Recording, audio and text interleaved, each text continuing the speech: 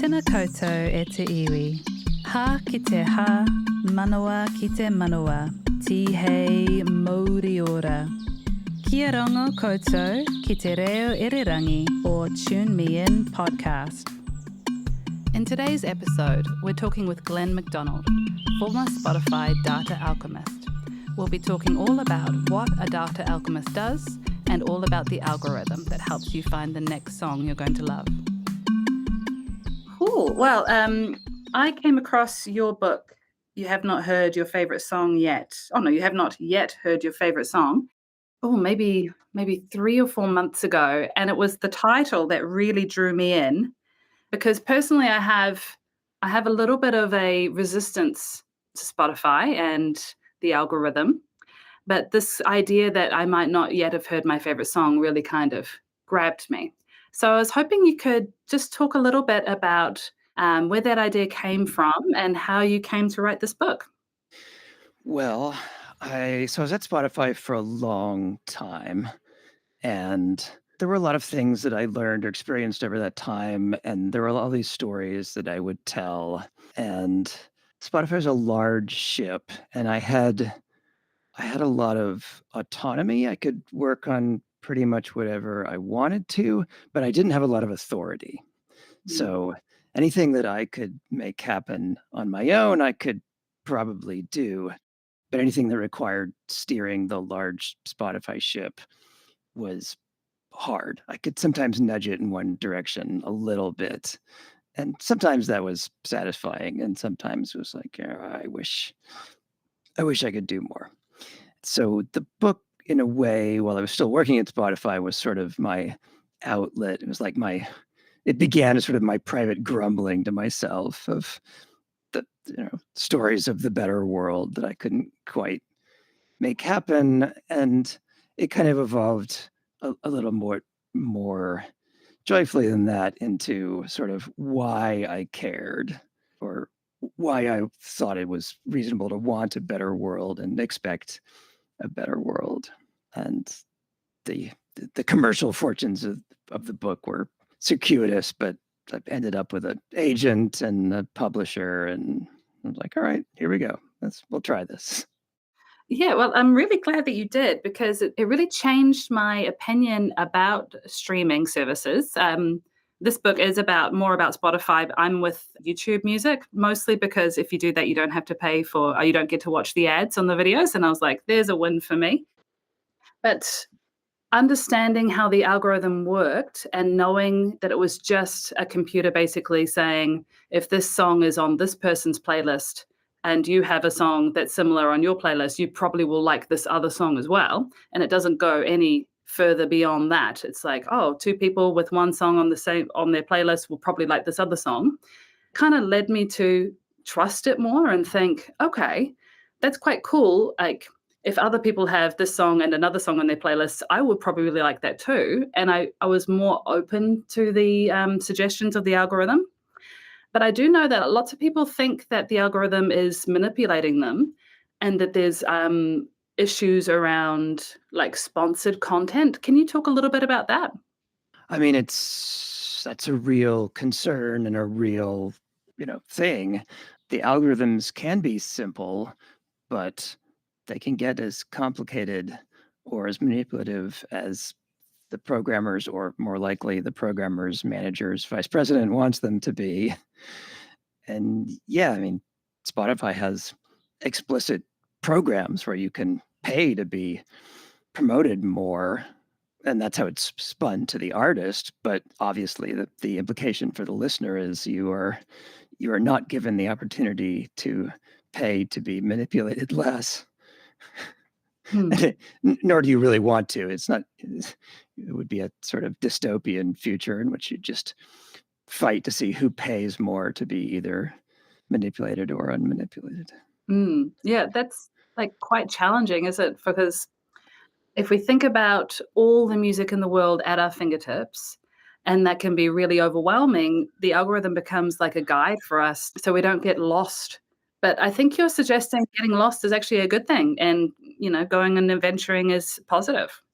Yeah, I mean, lost is sort of already a negative spin. Like if you walk into a cafe that you've never been in before, you're not lost. I mean, you know where you are. It may not be familiar to you, but you've come seeking unfamiliarity, presumably, or else you would have gone into the cafe that you already know. Mm, So yeah, I mean, I think what you just said is very much what the streaming services want you to feel is like it's too chaotic for me to possibly make any sense of it on my own. And so I need the algorithms to mediate the chaos for me.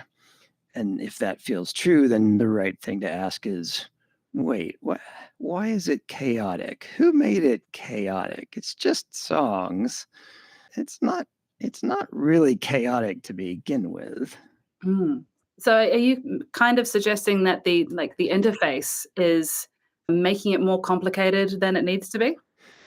Some of that, but I mean, it's more that the reliance on algorithms and personalization as the only way of connecting you to the any individual song out there in this vast primordial maelstrom is it's not making it worse, but it's definitely not trying to make it better. Like Yeah. it is trying to channel all discovery through a subscription Mm, cost or a usage pattern, even if it's sponsored by ads, as opposed to trying to organize the world so that it's easier to navigate. It's like you took a city and instead of commissioning maps to be made of the city, you just ran a bunch of commercial services that will take you around the city. yeah. Oh, okay. Like you can hire a guide who will tell you where to go. If that was the only tool you had for making sense of, Sydney or New York or something, then it would seem like the city is hopelessly chaotic. Like if you walk a block away, then you're totally lost, and I have to rely on these professionals to orient me. Mm, But really, it's not like you were okay on your block. The next block is actually not that much more intimidating than your block. Give you 10 minutes and that will be another one of your blocks. So it's sort of circular. The more you explore, the more you realize that exploration is enough. That's how you learn things. mm. And the less you explore and the more you rely on mediated experiences and recommendations and customized playlists, then the more you are likely to drift into thinking that that is all necessary. Because why would all this stuff be there if it wasn't for a vast threatening chaos lurking just beyond the protective walls of my Discover Weekly or feed or whatever? Yeah. Do you think that your website, Every Noise at Once, is kind of an attempt at that street map?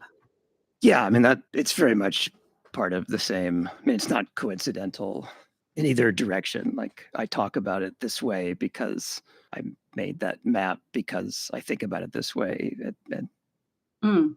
it loops around.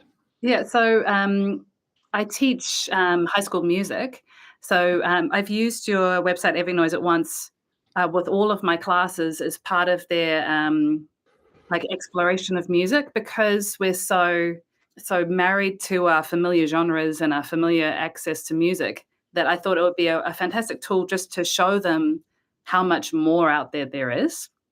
And it's been really successful just being able to click on a particular genre and hear a sample. It's been really, really useful. So we would spend maybe a lesson just randomly clicking through names of genres.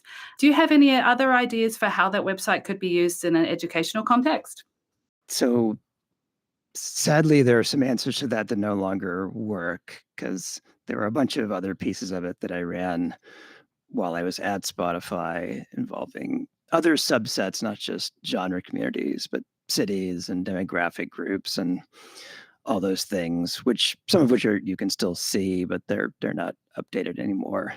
But the thing that I've been working on recently, which is the what I call the research tools on the site, are trying to build now from the other end. Now that I don't have all that data to play with from inside Spotify, still for you, it's like I was making maps before. Now it's like, well, I'm where everybody is. Mm. we're here in the city, but we can make our own maps. So Curio, which is my sort of playlist collection curating app, is an experiment from the other direction. Like what would I really want my interface to be like if it wasn't centered on manipulating me or selling me things, and instead was based on sort of me keeping track of and pursuing my own curiosity. And that's is that did you say it's a website called Curio? Curio it's curio.html, everynoise.com/curio.html. It's a There you it's go. a it's a one-page web app. You Yeah. log into your Spotify account and it both gets your information and only stores it on your machine. So there's no privacy issues, but it tries to do the things the way I imagine they should be done. So there's no homepage full of recommendations. It's not black with green text. It's Hmm. Okay, well, I'll have a look at that once we finish chatting. I do have to thank the algorithm for helping me find two of my favorite artists. Who are they? Oh, Michael Kiwanuka is my ultimate favorite, and That's he good. came up on the end of like I was just listening to an album and it autoplayed, and he came up his song "Cold Little Heart." It's got the original version has like a 5 to 6 minute instrumental at the beginning, and I think I must have it just got my attention, and then from then on, he's just been my ultimate favorite. And I looked him up on Every Noise at Once, and apparently he's a soul artist, and I would never choose soul as my genre. So that's kind of opened up a lot of things for me, thinking about music and who I actually have access to. One of the things he said in the book is that hip hop is the most widely, I want to say, practiced genre. Like most people in the world have hip hop. Is that right? I mean, I don't know how we would quantify most exactly, but yeah, whether we can prove it or measure it or not, certainly as I experienced the world through exploring streaming, it's sort of not, there's nothing surprising about the fact that there is music everywhere. Hmm. But I think if you just began from a naive, like we had villages and we carved, tree branches into instruments or whatever, then you'd be like, oh, all right, everybody has some kind of traditional music because they have some kind of traditions.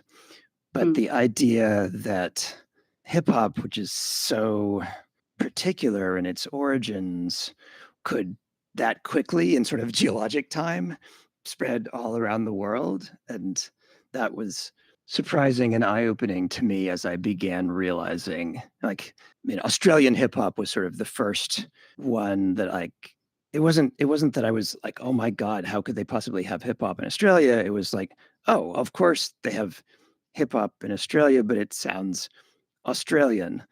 Hmm. I should have expected that, but here it is, and it's weird. Um, and then from there, just realizing, oh, that's not weird. Everybody has, anywhere you go, like Hmm. they've heard about hip hop. If your lens on the world is streaming, then Hmm. by definition, the places that the internet has reached with sufficient bandwidth that they can stream music, and thus they're motivated to put their music on, and thus the rest of the world gets to hear it. The sort of contagion that goes with that vector is hip hop, and so Hmm. Yeah, it's pretty and much everywhere. do you think that hip hop is maybe an accessible genre for people to just jump in because it's based on like a backing track or some kind of digital music that's not played live and then live vocals over the top? Is that easier for people to get into if they don't have any musical training? I think it's half that, and it's half that because it's that simple, it makes it practical for an audience from some other culture to recognize what you're doing as hip hop, even if even if they recognize nothing else. Mm. So, like, you might find the internal characteristics of like Korean court ballads to be too weird for you if you're, uh, a Norteño fan from Northwest Mexico. But if you hear their hip hop, you'd be like, well, it's got some weird things, but it's definitely hip hop. Rapping is rapping. I recognize it even if it's in Turkish. Mm, So mm, there's something, it goes both directions. There's a universality to it that makes it easier for us to connect through it, in part because it's easier to make and in part because it's more recognizable. mm. So, like in music education, there's schools of thought around classical, Western canon type teaching, and also around what's meaningful and relevant to the students we have in front of us. So, do you think more teachers should be supporting students to create hip hop in classrooms? Oh, I don't know if I'd give a should to that. I mean, you could ask the same question about literature. I mean, just like any kind of art, or even just like anything. Like, is it better to study Plato or like current theories of AI consciousness? And the answer is you could make the same points either way. I mean, the subject is people and what it's like to be alive, and you can do it with both. You can do it with one. You can do it with the other. Hmm. I think doing it with awareness, I think a teacher's chance of success if they know modern music and classical music is bound to be higher than if they know only one of the two. Mm, Um, but if they know both, I don't know that the lesson has to involve both. yeah. Okay. Now, you just briefly touched on AI consciousness. Do you think AI has a consciousness? No, Good. Okay, that's good. Do other people think that? Is that becoming a debate? at the moment, it is a debate only in the sort of fringe sense that some people believe the world is flat. But the difference is it's not unreasonable to think that this world might become flat. Like the potential for AI consciousness in theory is reasonable. It's not imminent. Nothing we're doing now is anywhere near it, but it's still interesting to talk about what it would mean if it happened. It's sort of the same thing like contacting alien civilizations. That Mm, would be, philosophically disruptive, to put it mildly. At the moment, there aren't any. It doesn't seem like there's any likelihood that we're gonna find any, but it's still interesting to think about what it might mean and ask questions and think, all right, what is it? What is it about us that makes us us? And did we get this way just because the amount of nitrogen we happen to have on this thinly shrouding this big rock? Or is it something more universal? hmm, okay. That is interesting because I suppose it's like stepping back, or stepping outside of ourselves as humans and then looking back and seeing, what makes a human, what makes planet Earth, and being aware of ourselves is always smarter than not being aware of ourselves. Hmm, Yeah, anytime you can bring something, like take it out of its current context and think about it in some other context. And it's the same thing with classical music and hip hop. That's the same. That's the reason why knowing both is interesting, because it mm, lets you say not just does this diss track slam, but all right, what's going on in the background of this track? Like, where did mm, that piece come from? The rapping is not just a monotone, it has some tonal qualities. How does this relate? How does this structure evolve? And vice versa. You can go take a classical symphony and take it apart like it's a pop song and be like, oh, okay. So these aren't two totally separate disciplines that don't connect to each other. The same listening skills apply to both. mm. I'm in the first year of my PhD in music, which is super exciting. And one of the theorists I'm using is Christopher Small, and he has this idea of musicking. Have you heard of that idea before? Name's familiar, but I don't remember what it's about. So musicking is this idea that musicking is a verb. It's an active thing that we all do, but it's really broad. So it encompasses everybody that's involved. So it'd be like the people who set out the chairs and the performance, the person who keeps the venue clean, the performers, the audience, everybody who takes part in creating a performance is technically musicking. So it's really broad and kind of a welcoming idea. But one of his other ideas is that when we are musicking, that we're bringing into being ideal relationships and ideal values that we can kind of try on and live through. So, like when you've got your headphones on and you're running and you're listening to some really energetic music, you're creating your ideal scenario, your ideal moment through the music. Does that mean anything to you? Yeah, and I think part of the appeal of music or of art in general is that you're temporarily allowing yourself to move into a slightly simpler world where things can have purposes and like emotional meanings, particular ones. And in your real life, like everything is always complicated. And, yes, you might feel triumphant for a moment, but also your ankle still hurts from where you banged it into something this morning. And it's almost time for you have to go do something. Like you can never really reduce the parameters to the ones that you're trying to Mm, focus on. And art, arguably art is that effort to make a simplified world in which things can have lessons and resonances instead of mhm. just an endless complicated series of things that never quite resolve. There's a couple other things I just wanted to touch on. One of them is this idea of mood as a way of finding music, and I've put down on my notes mood versus genre. One of my lecturers would say, "What is dining music, or what is cafe music, or relaxing music?" And do you think having music categorized by mood is kind of dumbing down the way we're interacting with music, or making us a little bit thoughtless about it? So we're like, oh, I'm at a cafe, I'll put on the cafe music. Does that make sense? I mean, the idea of music strictly as background is, I think, what that's the part that makes me sad. It's not that it has mood. It's not mood. It's some particular moods, like ebullient or angry. Those are moods that don't have quite the same effect as chill or relaxing or dinner if dinner is a mood. Yeah, yeah.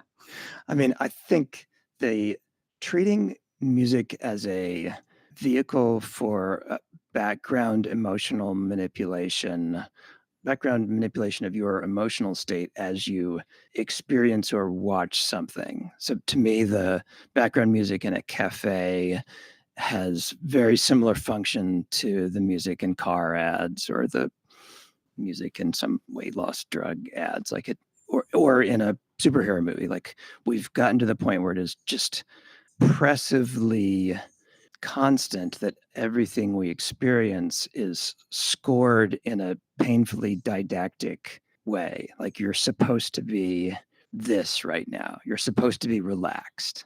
Mm.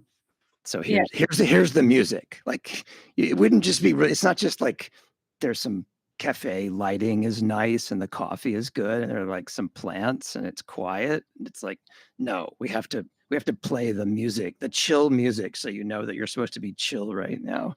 And Mm. God help you if chill music makes you angry because Yeah. Do you think that's kind of a throwback to that idea of muzak with the Z? Like those that elevator music, or music pumped into factories to manipulate workers' moods? yeah, totally. It's yeah, it's functional music because it's easier. It's like artificial flavoring. Yeah.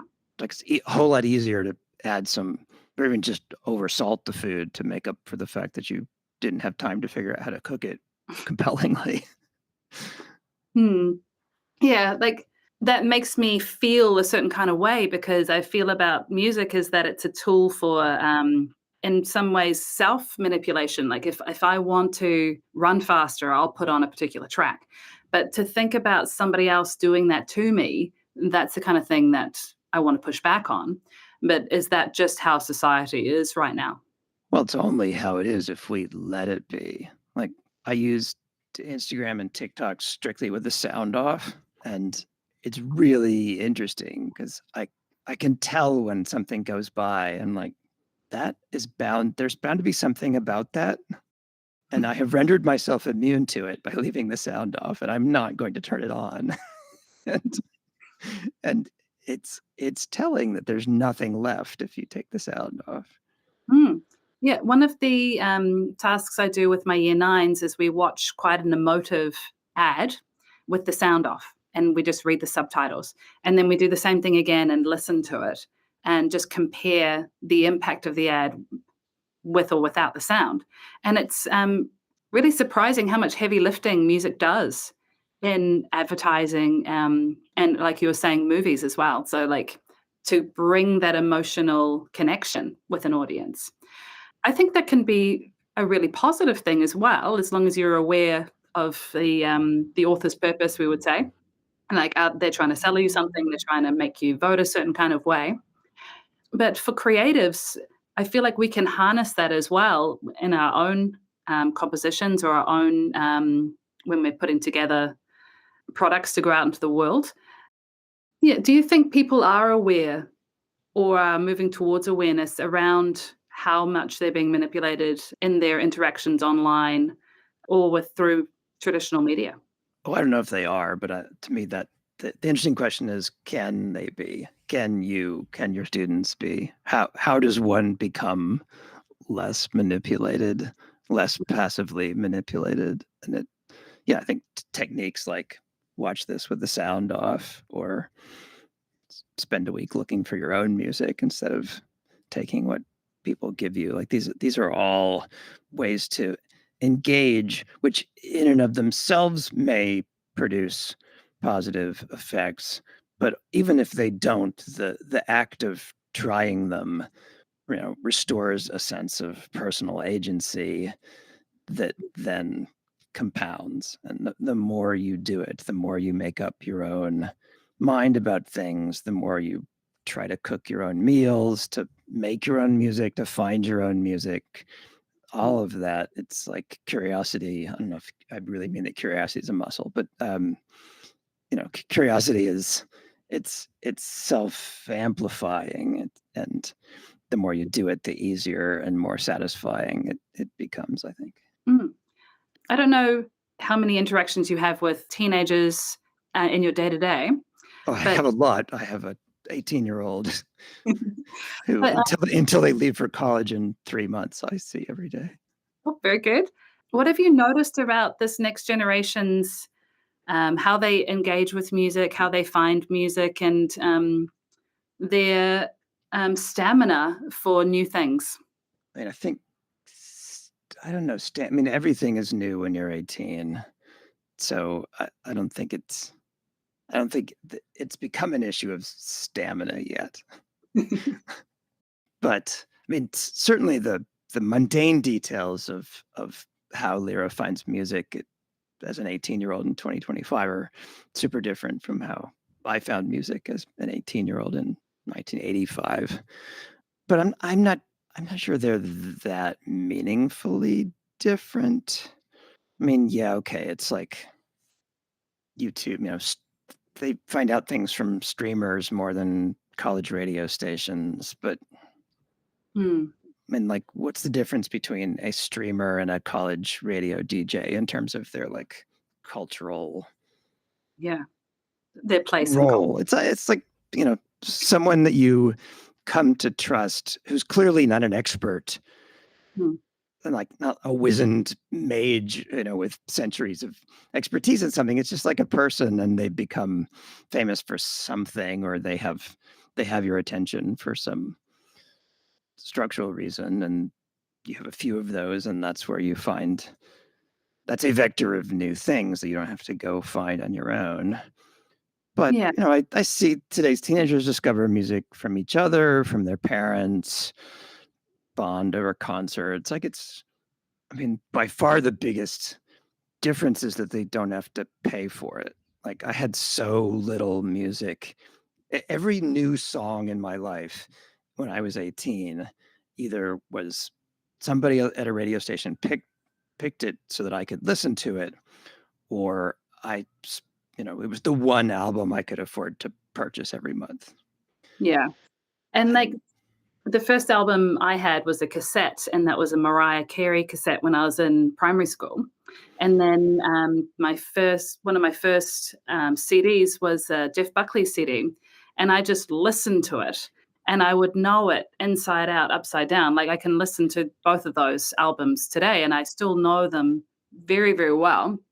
Do you think streaming means we're staying on the surface of albums and really only listening to their singles and not getting to those deep cuts the way that we used to? No, I don't think that's really changed at all. Because yes, you knew that album inside and out, but you probably knew 100 songs that weren't on that album that were playing on the radio or in the car or in stores or whatever at that surface level. Mm, And yeah, Lyra has different vectors by which those casual songs flit past their ears, but then the Noah Khan album or the AJR album that they're obsessed with, mm. they listen to it over and over and over again. It doesn't really matter that it wasn't in a plastic box. So what I'm taking is that while the technology may have moved forward, it's the behaviors are exactly the same. I think there was a wide range of behavior before, and there's still basically that same wide range of behavior now. And you had obsessive music. We've always had obsessive music fans, and the obsessive music fans' physical practice used to involve cassettes or LPs or CDs or MP3s or whatever, and now it involves streaming. And the casual, non-obsessive fan who didn't buy albums, didn't buy cassettes, didn't buy CDs, didn't buy iTunes downloads. Also, that there's still a continuum of that, and that person is still exposed to music, and they still may love music even though they don't approach it as a collector. And so, yeah, I think people don't change that much, or it Yeah. takes a really long time for humans to change nature. Mm. So, I've been a music teacher for maybe 3 or 4 years now, and one of the first thing I do with my students is I ask them to create, like, a personalized playlist or to find a song that they think is their song of the moment. So it doesn't have to represent them as a human being for all time, but the one that they connect to right now. That seems to work really well with most students, but I'll get in every class maybe 2 or 3 students who don't listen to music at all. I thought that that was maybe a modern thing, but what I'm maybe taking from this conversation is that those people have been around forever, Oh yeah, and I'm totally. having access to them now and finding out about them. But it seems to be like I don't personally, and I couldn't imagine a world with not having my own music and not listen. Like I just can't imagine that at all. Yeah, can you like speak to that a little bit? Yeah, I mean, I think that this kind of issue comes up a lot because one of the big changes in the music business over the course of the last 40 years is how much information we have about listening. So, the Billboard charts changed dramatically the day they switched over to SoundScan. And, we went from a world of call up your local record stores and ask them what's selling to cash register readouts. That was a big deal. And now the fact that people listening through streaming, our every play is tracked, Mm, we know a lot. So I think very often in the last 15 years, I've seen studies or think pieces or whatever, purporting to show through data how the world has changed. And usually, if you know anything about the availability of data, the first response is it might have changed, but you're gonna have to do a lot of work to convince me that the main thing that changed isn't what data that we now have access to. mm, And I felt, I tried at the early stages of the book when I try to compare sales over time and in how much time did the individual person spend listening to music or buying music. It's really hard because there's just no the data from now is so different in structure from the data that we have from 1985 or 1965 or 1925, but the people aren't that different. Yeah. Yeah. Okay. I just wanted to touch on one more idea before we wrap up, and that's around music and education. And one of the genres that you found, which was the kids who had graduated and they commissioned their own song and then they tour around the country and they're painted up. Roosloter. Yeah, yeah. Can you say the word for me again? Roosloter. Uh, Bruce. I mean, I don't know if I'm pronouncing it right. That just sounds. It's somewhere like that. Mm. Yeah, like I was a bit intimidated to say the word, so I appreciate that. You can't be Okay. intimidated. The first lesson of appreciating music from all over the world is just like call it whatever you can. Do your best. It's fine. Good. Thank you for that. I think we all need a little bit of permission when it comes to saying words. Like if you've only ever seen it written down, that can be a little bit. Yeah, but Just go for it. because I would have gone Russelata. I'm sure you're right. Who would even know? Well, I'm sure somebody does know. Just thinking about that place where that is the culture when you finish school and potentially a really thriving composition community that's around that to support that. Like, what can you tell me about how that came to be, and if you think it's a good idea for other places to replicate it? I mean, it's beyond a good idea. It's what happens everywhere. I mean, everywhere you look, pretty much you find music that is particular to Mm, that culture, and it's often it's often sort of embarrassing, but that's kind of another way of saying that it's just music made people made for themselves. yeah. Okay. And so, I mean, the one that I'm obsessed with right now is Manyalo, which is it's like wedding and party music from Limpopo in South Africa.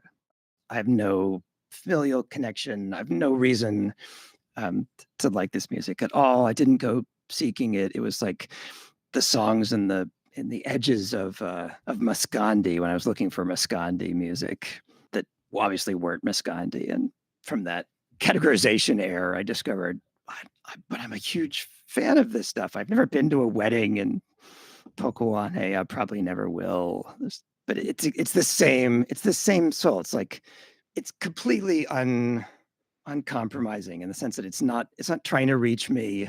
It's Mm, not trying to be accessible. It's like it has no concern but its own little world. As I say at one point in the book for one of these genres, like one of the ways you can tell is when the names of the artists are like the same name as world famous artists, or they're just like not like this wedding music has a bunch of artists it's just like Joe Wedding. Like the artist names, like there's no, they're not calculated for world stardom. It's like we make wedding music and someone else was already called wedding music, so we'll be Joe Wedding music. mm. So they're not. Totally pragmatic. Yeah, so looking at it from a, like, not a world domination sense, but just from a, "I wanna make this music."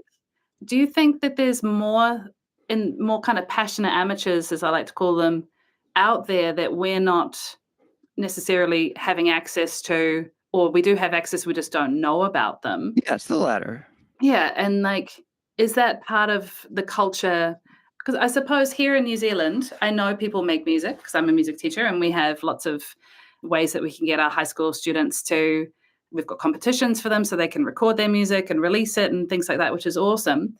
But there's still this idea that once you finish school, you either go off to university to study music, or maybe you're gonna try and make a career out of music, but there's no real place for that passionate amateur after school because, you're out in the real world, you're earning your living, maybe you've got a hobby band, but it doesn't necessarily go beyond that. Is it different in other places? No, it's the same, but you choose whether you call that a band or a hobby band. It's all that like that's the only difference. I Hmm, mean, most of the world's music is was made by people who either had no chance of becoming thought they had no chance of becoming global stars and weren't trying to, or they were trying to and they basically failed. Like it's that like the amount of global, Taylor Swift and hmm. the, Ed the Sheeran. number the number of musicians from New Zealand that your average person from Manitoba would know is small and vice versa. And then there's all the rest of the music in the world. Yeah. Okay. So thinking about the audience for this podcast is mostly music educators. Is there anything you think they should know from your perspective?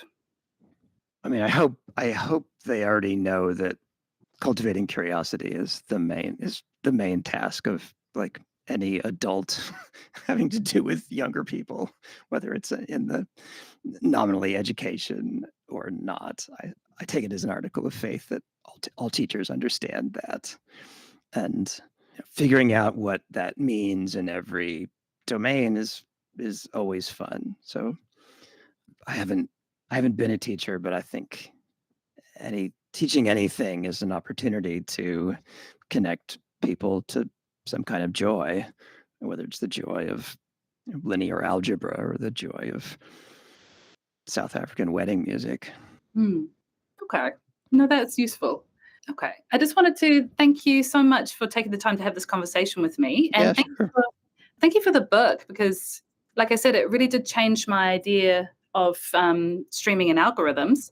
One of the things I did as part of my master's degree is I did a paper on critical theory. And my lecturer was very like, Spotify, unpaid labor, and all these kinds of ideas. So it was nice to get a contrasting opinion. It's Um, always it's always amusing to me that people begin these long arcs of critical whatever based on just like the wrong beginning. Like, well, it's not unpaid labor.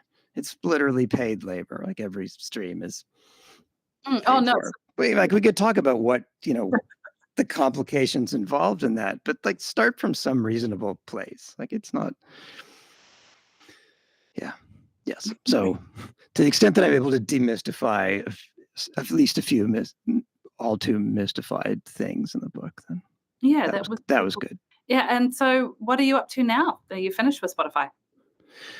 Well, I'm still trying to figure out what I can do to help the music world self-organize. It would be, I would like to be able to figure out a way for communities to collect their own collective knowledge without relying on corporations to collect the data and sell it back to us.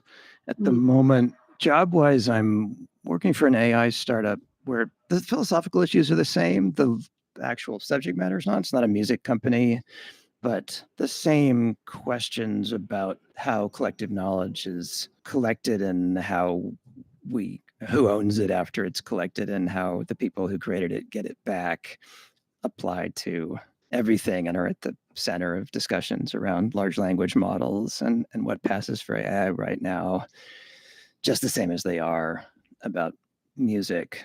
So, 12 years of working in streaming, that was enough for now.